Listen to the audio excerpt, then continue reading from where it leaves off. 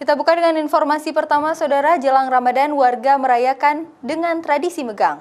Walau harga sapi dan kerbau di Aceh mendadak naik mencapai Rp180.000 dari harga biasanya hanya Rp130.000 per kilogram, akan tetapi warga tetap membeli daging.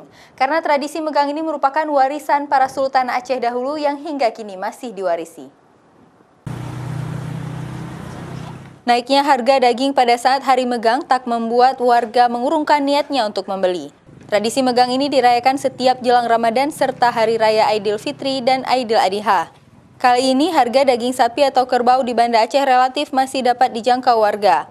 Kenaikan harga dalam 1 kilo hanya berkisar Rp15.000 hingga Rp20.000 dari harga pada hari-hari biasanya.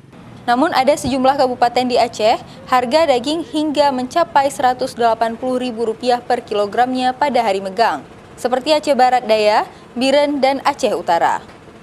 Khusus di kota Banda Aceh, warga juga bisa mendapatkan harga daging yang relatif murah di pasar Bazar Megang, dibanding dengan harga pada umumnya. Di sini tersedia mulai dari harga tertinggi Rp150.000 dengan kualitas terbaik jenis sapi Aceh, serta paling murah Rp105.000 per kilogramnya daging beku. Ada disparitas harga yang cukup lumayan antara di sini sama di luar. Kalau di luar 170 sampai 180, kita maksimum jual 150. Yaitu untuk jenis sapi Aceh yang harusnya dijual 180. Kemarin ada 15, ada yang 16. Habis berapa? Ya? Habis berapa kilo?